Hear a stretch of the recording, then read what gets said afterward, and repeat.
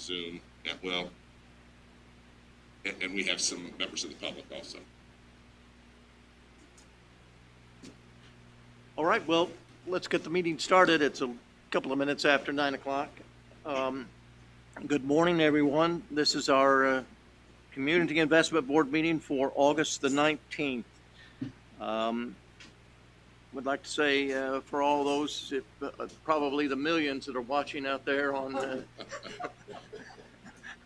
the county website, good morning to you all too.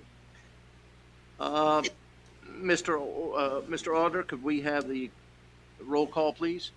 Dave Patterson, Here. Duke Bennett, Present. Steve Witt, Here. Boo Lloyd, Here. John Marvel, Here. Brad Anderson, Judy Anderson. Where's Brad? I heard a voice, but I don't see a body. Is Brad Anderson here somewhere? All right. We have a full, Oh, I see. He's over there. full staff meeting here, full member meeting this morning. I hope everyone has had the opportunity to look over the minutes of the past meeting. If so, Chair would have here the approval of the minutes for the last meeting.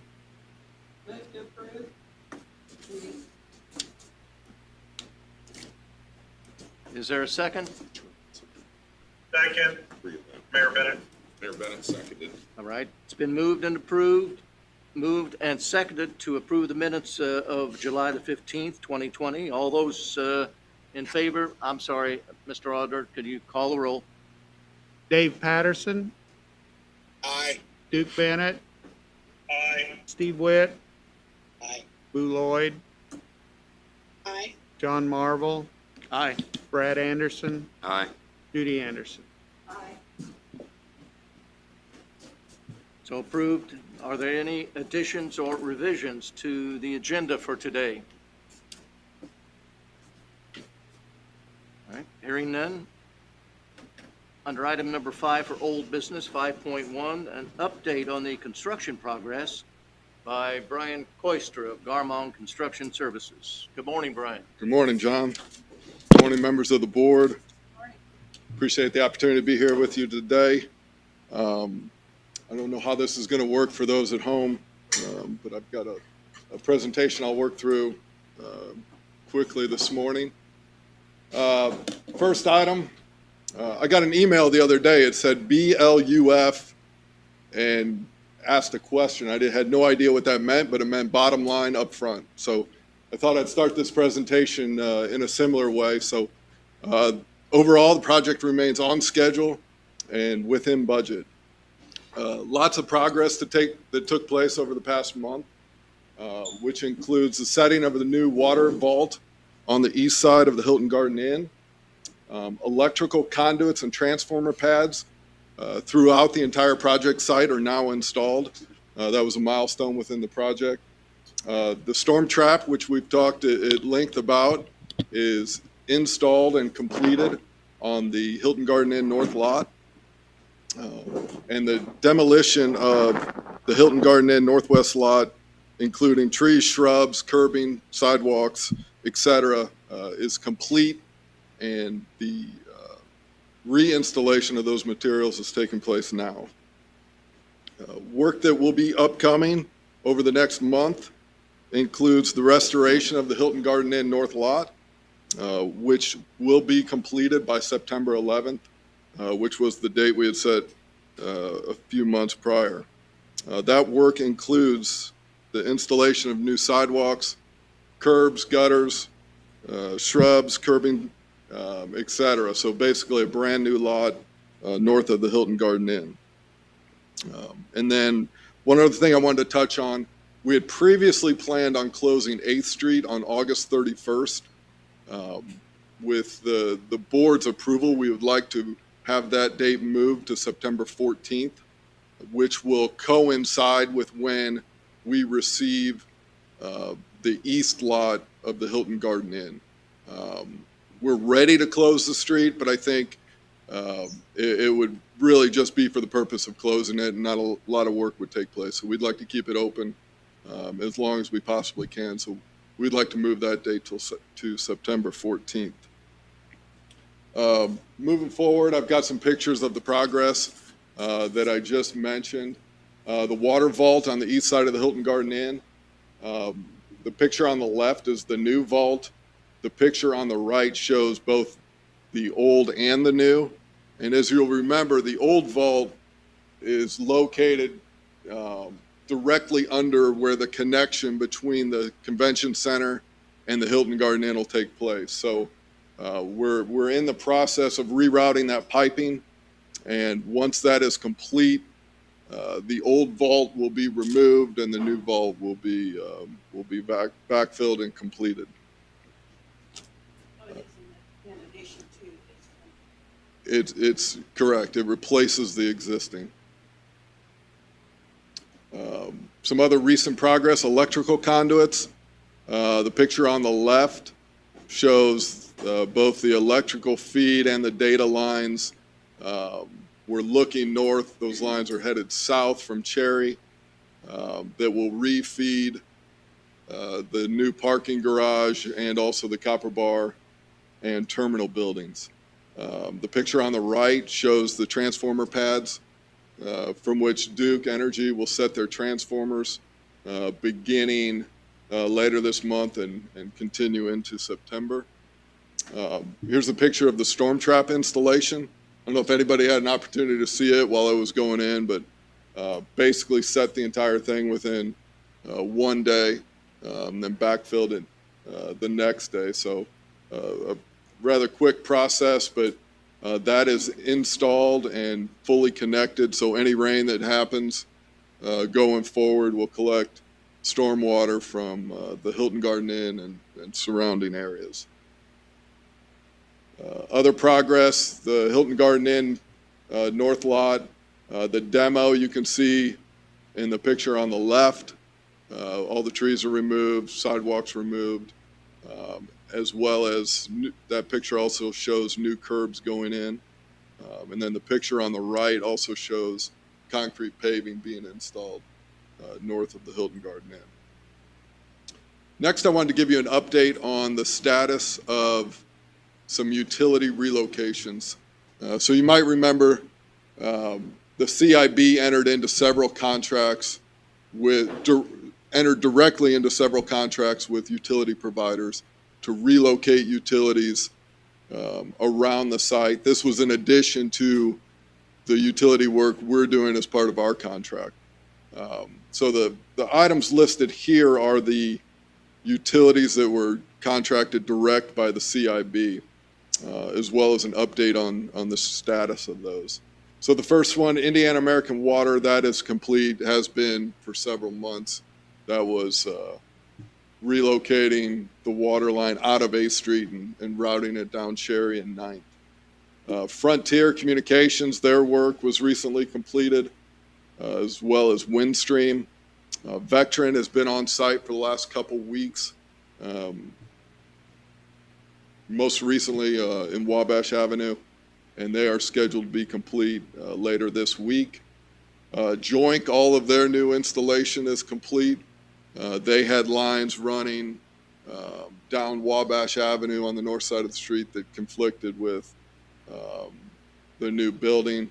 So they have relocated their service. The only thing left for them to do is to remove their old service, which will happen later this month. IFN, which is Indiana Fiber Network, they've been out once. They need to come back to complete their work. Their work is in the Holman lot and conflicts with the new parking garage, but we're hopeful they will be out later this month. And then lastly, Duke, they are going to begin work on site next week, which is in conjunction with all of the electrical conduits that we've installed. They will now come on site and pull wire through those conduits, set their transformers, and we're hopeful by the end of September that entire city block, which is currently on the underground network, is refed to the new network, which will be a milestone within the project as well. And speaking of project milestones, some upcoming dates to be mindful of. Turnover of the Hilton Garden Inn Northwest parking lot.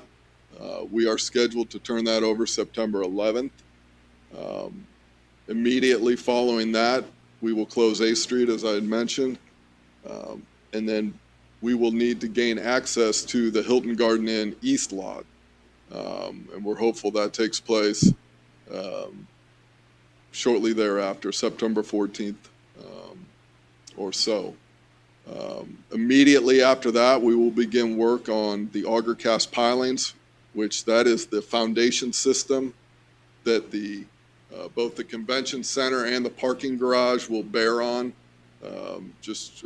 There's roughly 500 or so of these. They're 16 inches in diameter, and they're drilled down 40 feet into the ground, filled with rebar and concrete. So imagine 500 of those scattered across both sites is what will support both of the structures. And that work is scheduled to begin September 21st.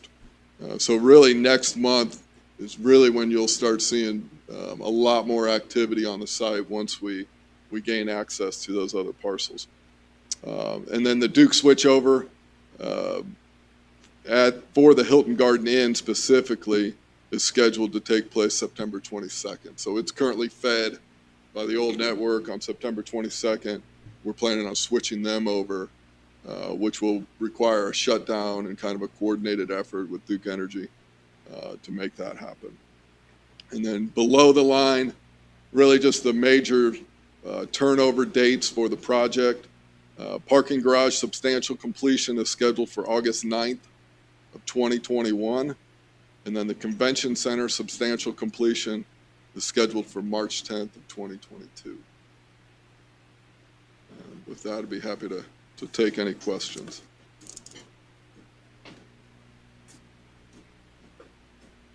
Have you emailed this to Tammy that we printed off?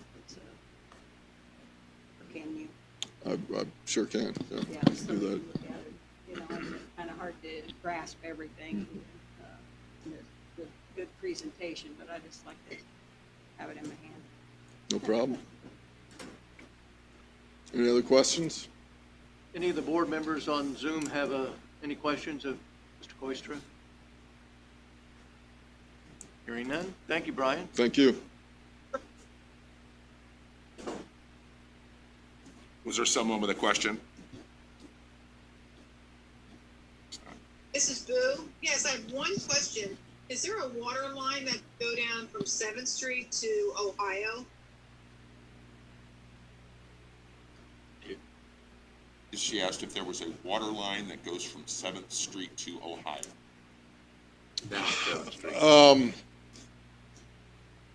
Not with Boo, I Mr. believe there is, but I want to double check. We've been more focused on the utilities, more on 8th Street as far as water than 7th. Let me check on that, and I'll get you an Okay. email later today.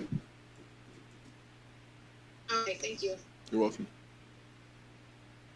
Again, thank you, Brian. Under old business, 5.2, the update on alternate lease RFP responses. Brian? Thank you, Mr. President. Shared with the board members, and we placed on the CIB's website and the county's website. The only response which we received to the alternate RFP lease process was received from Crossroads Parking Partners LLC, which proposed they had credentials, and we've checked their financial references. The principals are Mr. Tim Dora, Mr. Greg Gibson, and they proposed the exchange of the properties that are currently owned by Fontanet and by Terre Haute Hotel Partners.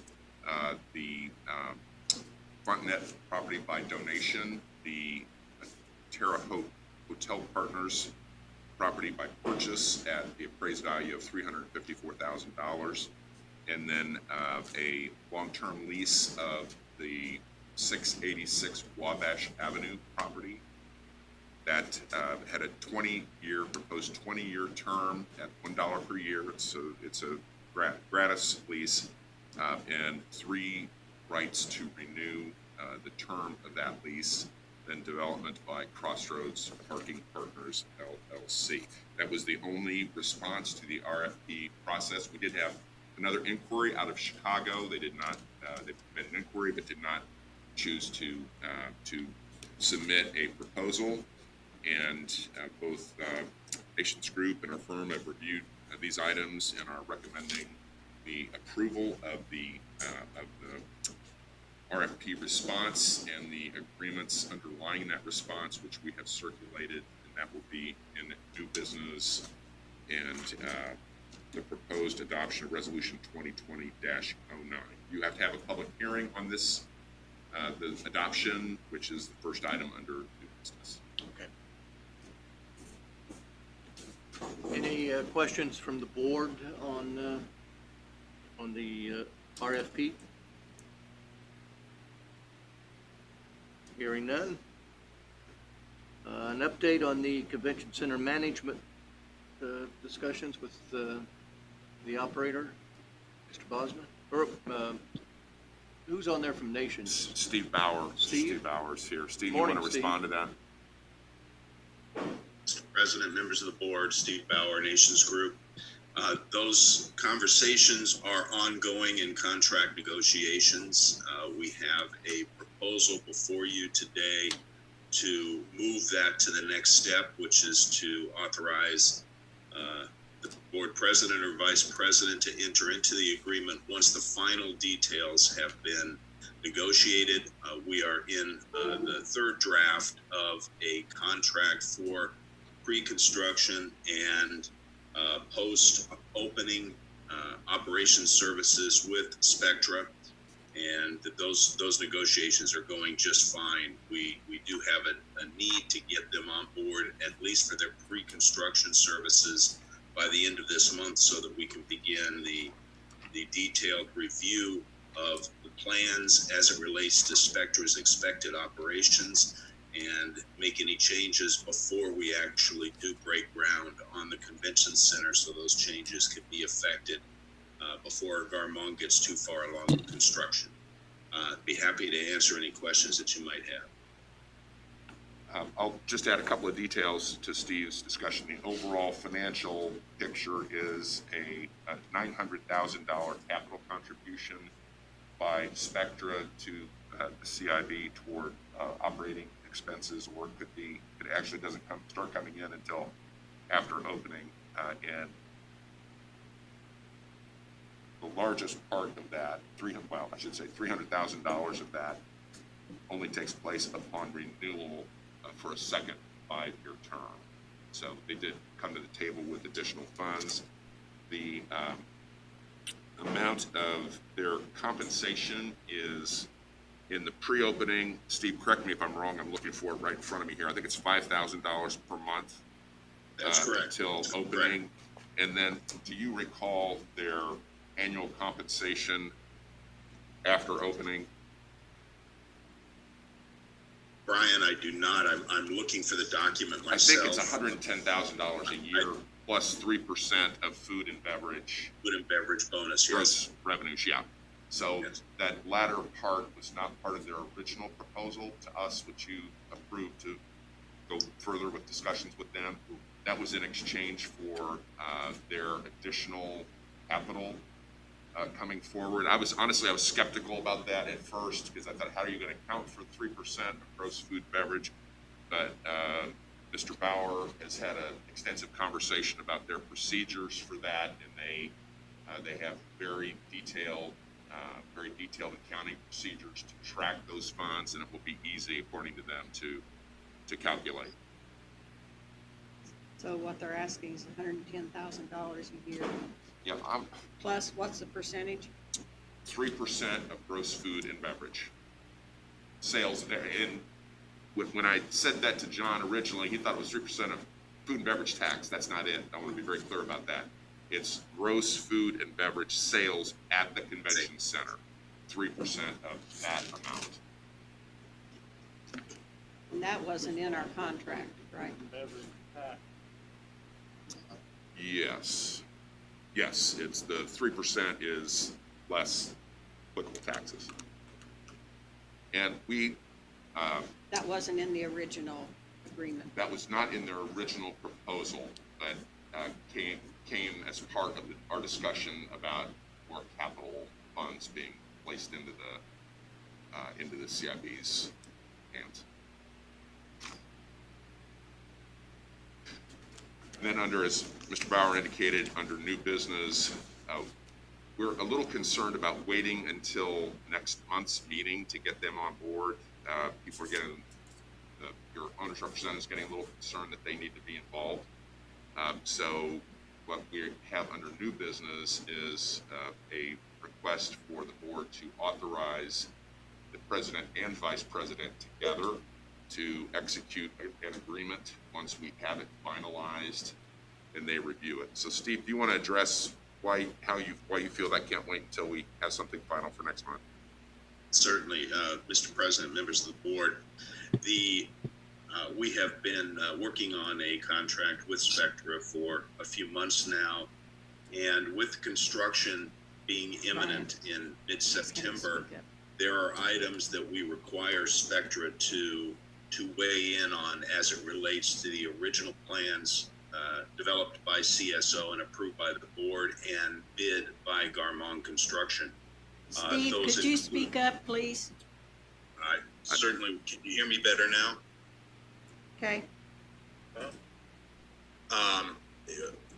Those plans include kitchen equipment, operational layouts, low voltage and Wi-Fi design for connectivity in the convention center, as well as just a host of other items that will relate directly to Garmong's operational capabilities. We have a tentative meeting scheduled in Indiana for the day before the next board meeting in September. And I believe that is September 14th or 15th. And that will be in Indianapolis with Garmong and CSO, Spectra representatives, myself, and anyone else that needs to attend to discuss the review of those plans. So we really want to make sure that everybody can make travel arrangements in order to accommodate that meeting. That is almost to the day when Garmong will begin mobilizing on the convention center site. We didn't want to let too much time pass once they started construction in case we have to make some changes that will require some changes to the base underground infrastructure for the convention center. That's why we need to get them on board, at least for their pre-opening duties. And I will say that certainly the way the negotiations have gone, we will probably have a full operational contract available for execution before that time. Be happy to answer any question. Steve, Dave Patterson here. I'd definitely like to be a part of that meeting, so let me know. Mr. Patterson, I'll certainly make sure that all the board are notified of that meeting. Obviously, we don't really want to post it, so we will need to keep it to the less than quorum of the board, and it will be held in CSO's offices in in Indianapolis. And I just finally found the page. It is $110,000 per year, and plus 3% of the food and beverage, gross food and beverage sales.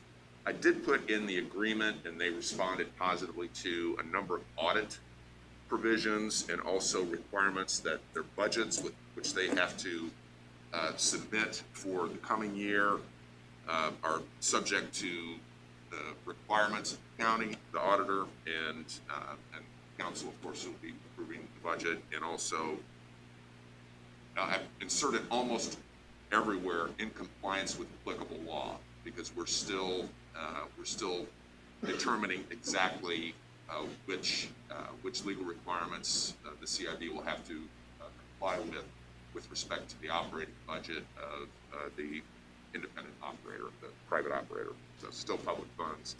So we're working through that issue. Brian, Mr. Yes, sir. President, Just one other item along the budgetary and operational reporting mechanisms.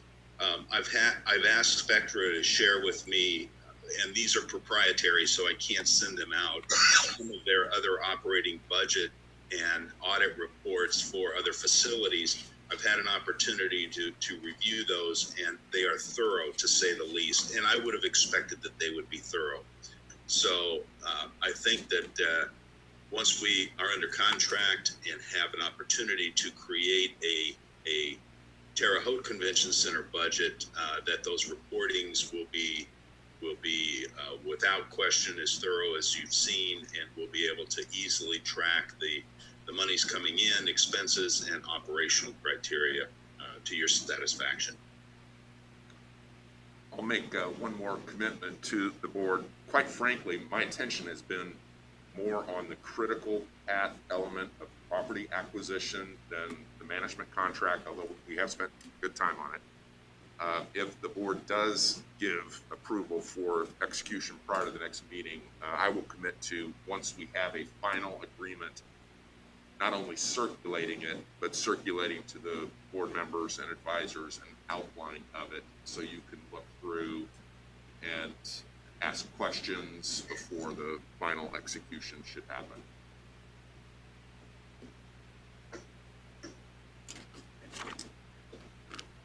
Could you hear Steve at all? Oh, yes, I could hear him then, but I was afraid that everybody out here couldn't hear him. Could you hear him, Mr. President? Yes. Mhm. Okay, good.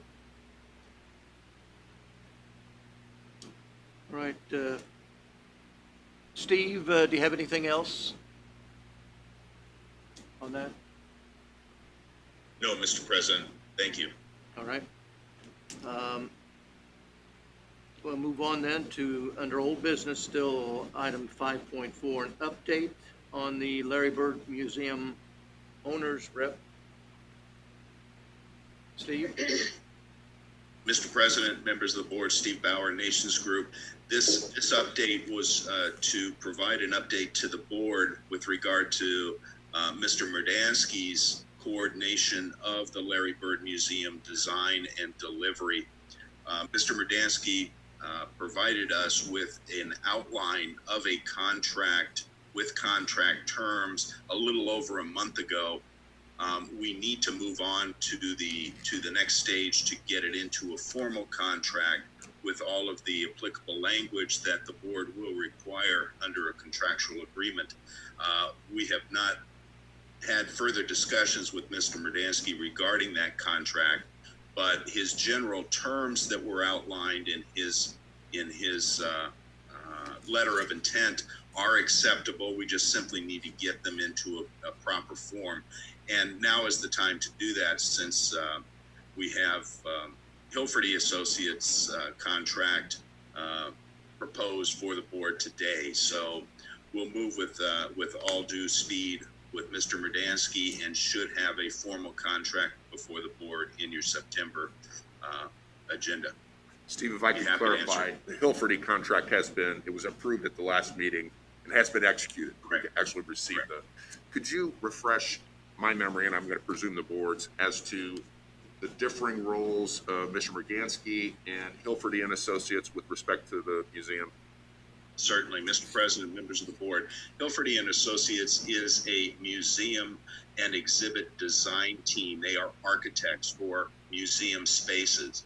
And Mr. Merdansky will serve in a role similar to what Nations Group does for the convention center construction and delivery. He will serve in a role as a representative between Hilferty and Associates, the board, Mr. Bird and his team, at not only procuring the items and ensuring the delivery and proper storage of the items that will be displayed in the museum, but also coordinate those design level details with Hilferty and Associates in conjunction with our services to make sure that CSO's design for the base finish of the Convention Center Larry Bird Museum space is adequate to accommodate what Hilferty envisions for the finished space. And so he will serve as a second owner's representative, but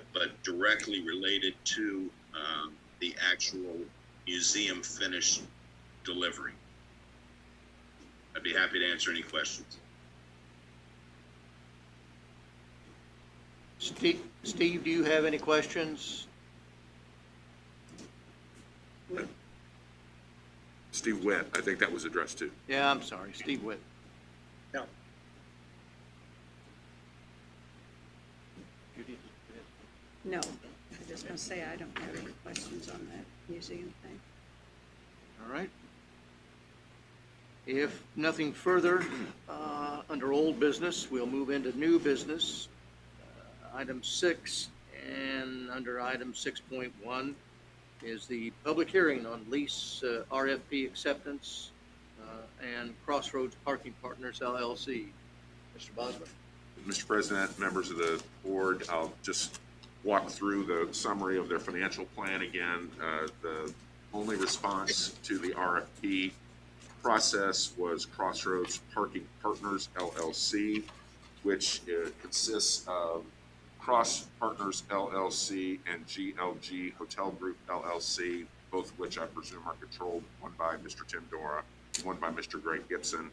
And they have proposed in exchange for the lease, $1 year long-term, $1 per year long-term lease of the 686 Wabash property, the sale of the east parking lot, and the donation of the properties surrounding the state office building, which are required for the construction. We have shared with those parties purchase agreement and a donation agreement in a form similar to the ones that they saw last year.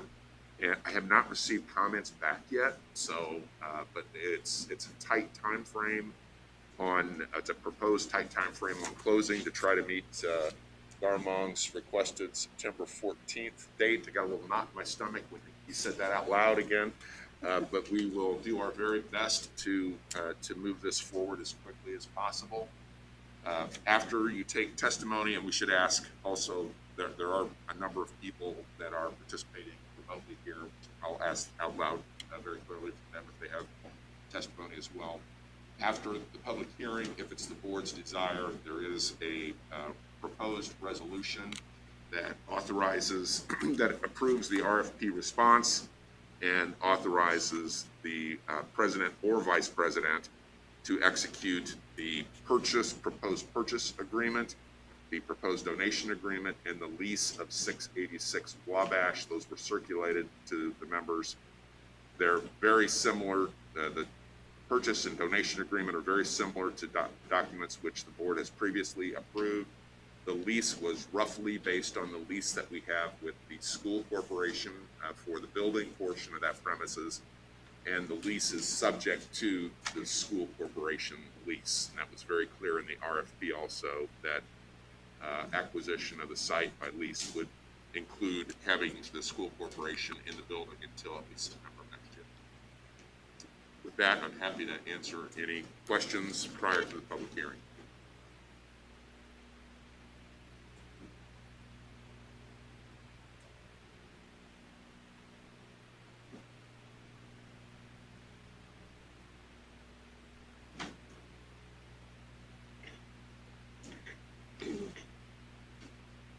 So when we have to set up a time then for a public hearing on Your this? public hearing has been advertised. It's right now. So it's right now? So if you're ready to call the public hearing, Mr. President, it's been noticed in the paper. It's also on top of that, placed on the county website and the CIP website as well.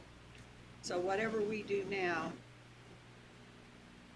puts all of this in place, including the donation part, the 3% of the food and beverage sales? No, not that. But all it does is put in the donation by Fontanet, the purchase agreement with Okay. Hotel That's Partners, what I, and the lease of 686 Wabash to the combination of those two okay, let me hide that parties. one then. So, yeah, the food and beverage is later.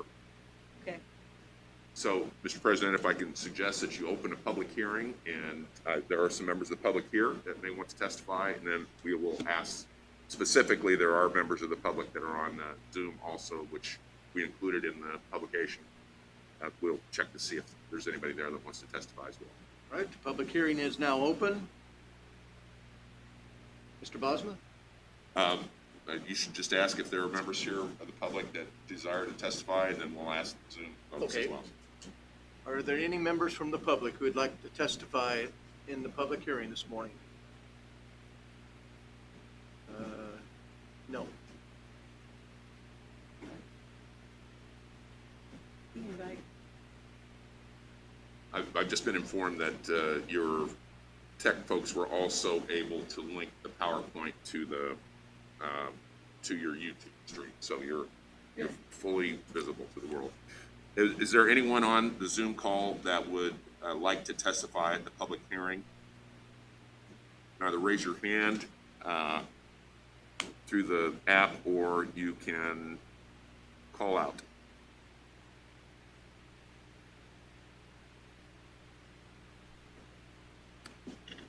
It doesn't appear that there's anyone. We also placed in the notice that questions could be submitted to Tammy's email. She indicated to me this morning she received none.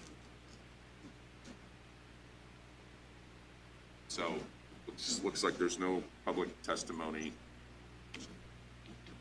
so you can close the hearing. Hearing none, this hearing is closed.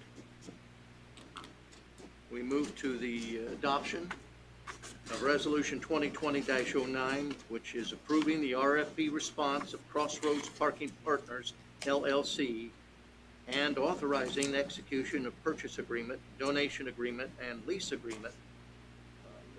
Mr. Bosma? Thank you, Mr. President. We placed this resolution also on available to the public, and it goes through recitals that document the process that you all approved last month, and then the county commissioners, as the executive of the county, also approved for you to go through the alternate lease process.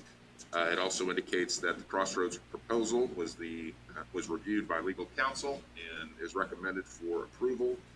And then the actual authorization is the acceptance of the Crossroads proposal and the authorization of the president and vice president, and or either of them, in consultation with legal counsel to execute the purchase and the lease agreement. And again, I've sent drafts of those around that have not yet been commented on by the developer. I'm sure that we'll have some comments, but they're documents that are similar to what they've seen before.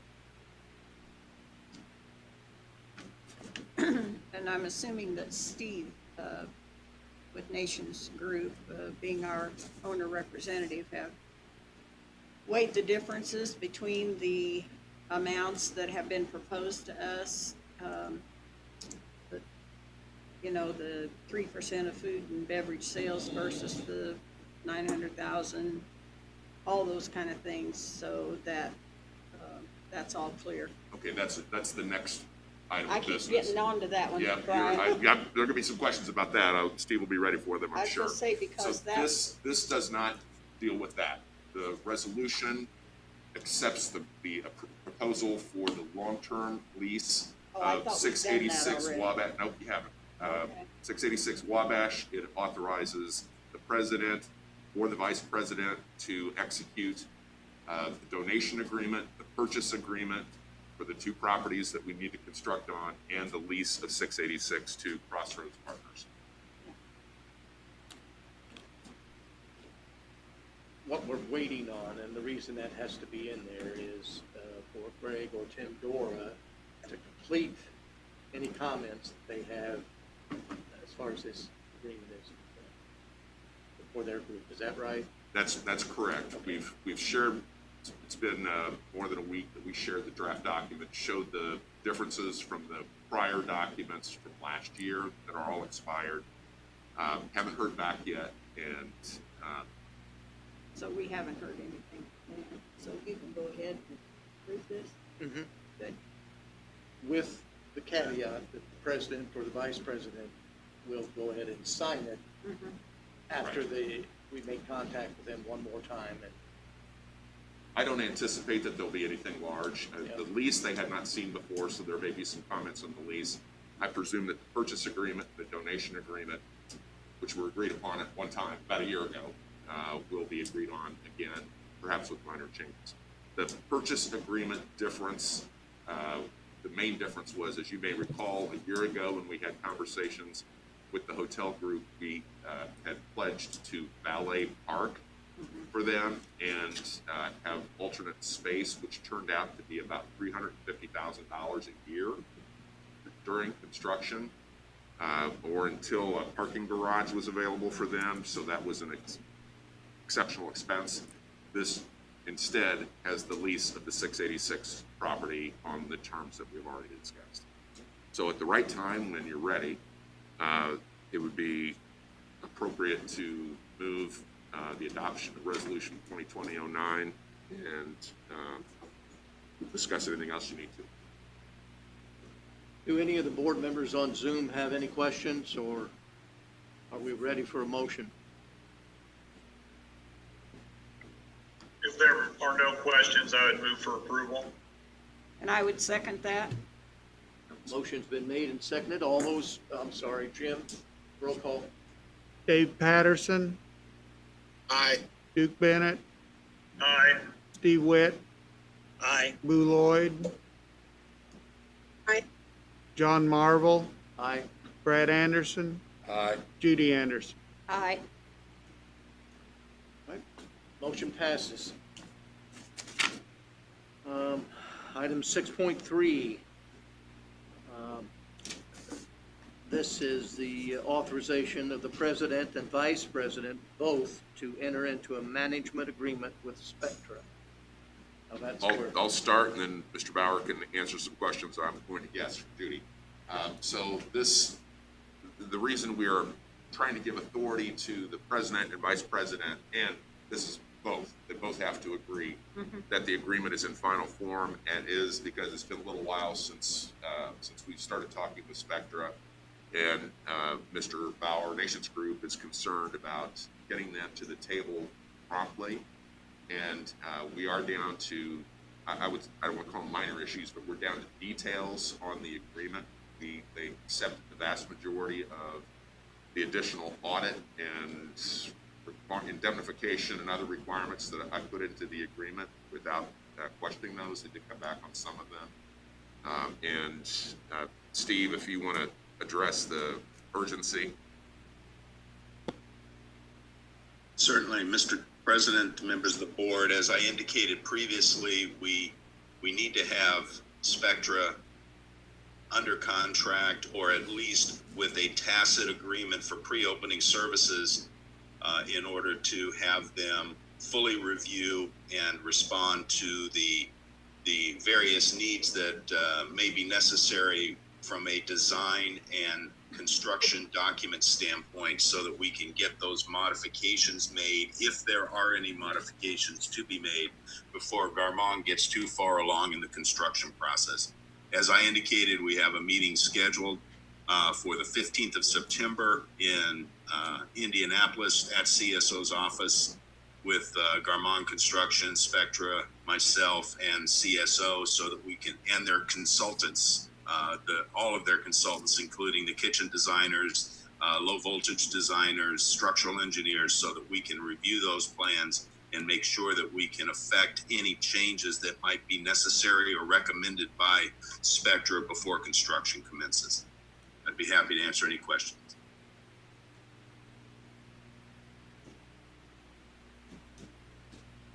Steve, have they seen anything up to date now? I mean, any of the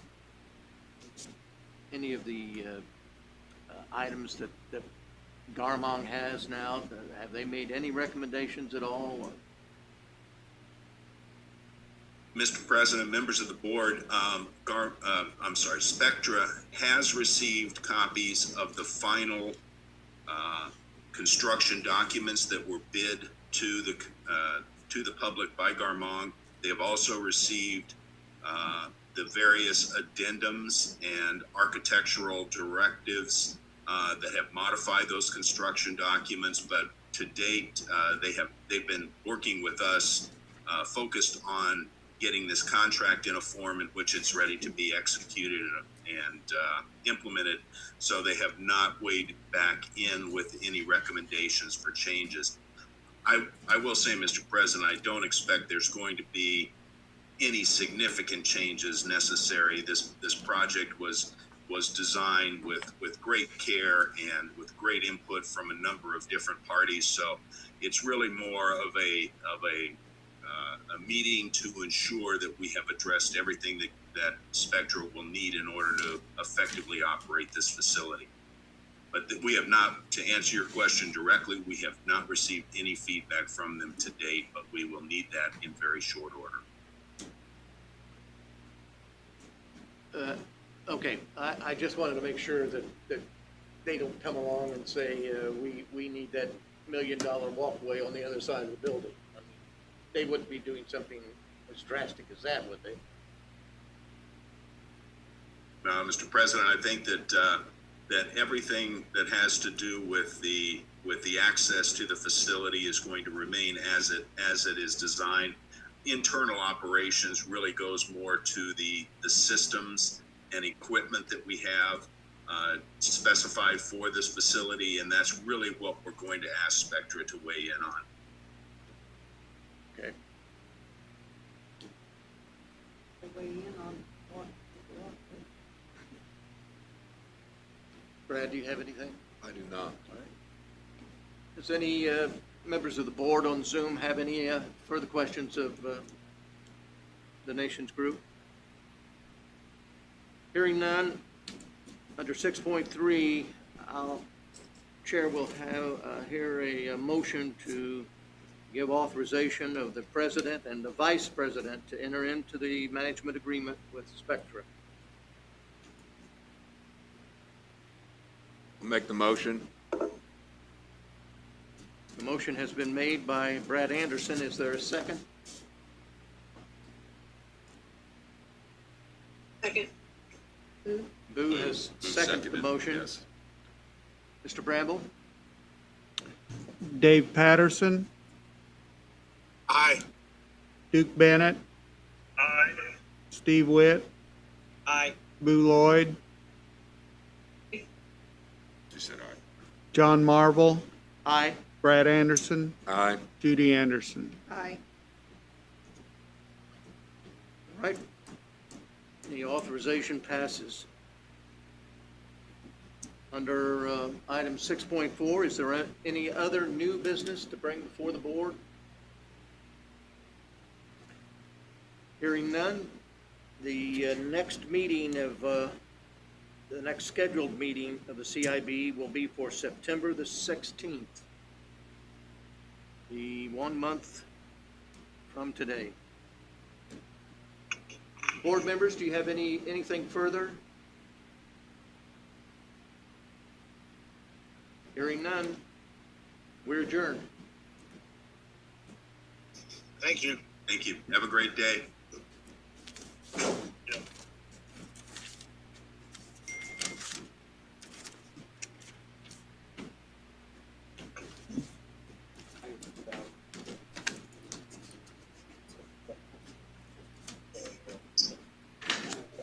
Oh, they're making a capital, it's not unusual for Yep. a manager of a facility to make a capital contribution toward the facility. And Good. Spectra Yes. has proposed It's like you a see the total eyes, you know. contribution of $900,000. Oh, that's, okay. I just like to have it so. It was a good, it was So good. hard to do stuff by Zoom and stuff. Hang on one second.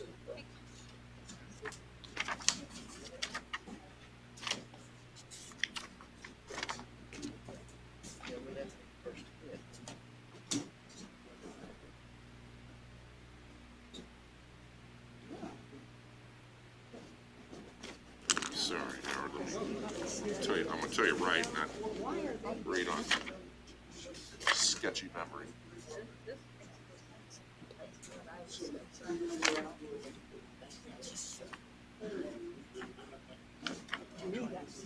There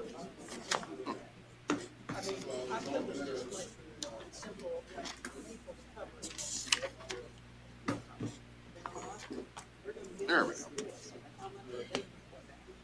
So it's contribution